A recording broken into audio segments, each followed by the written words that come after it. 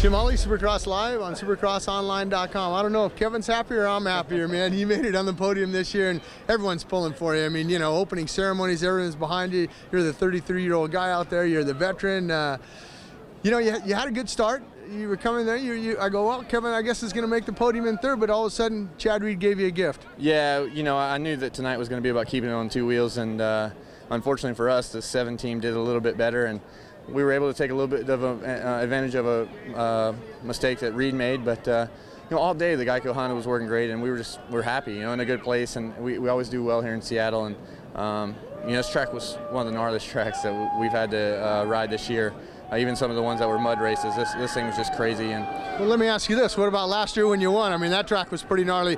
Was this one as gnarly, or how does it rate against 2010? Well, I think when you come to Seattle, you can expect, you know, a track like this just because they get so much rain, and they did a great job at building the track. But I think this year's was as tough as last year, if not a little bit more tough. The triples have never been this hard. You know, I had to back out of it a couple times, almost jumped off the track once.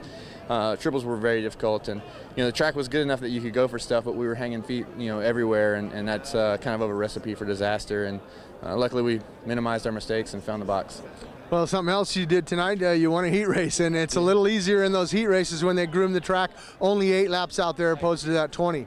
Yeah, by the end of our race, so that was 16 laps on that track, and it was already starting to deteriorate. So I knew that that James was going to have the fast qualifier. You know, his track was a good bit better, but I mean, not taking anything away from him, he's fast all the time.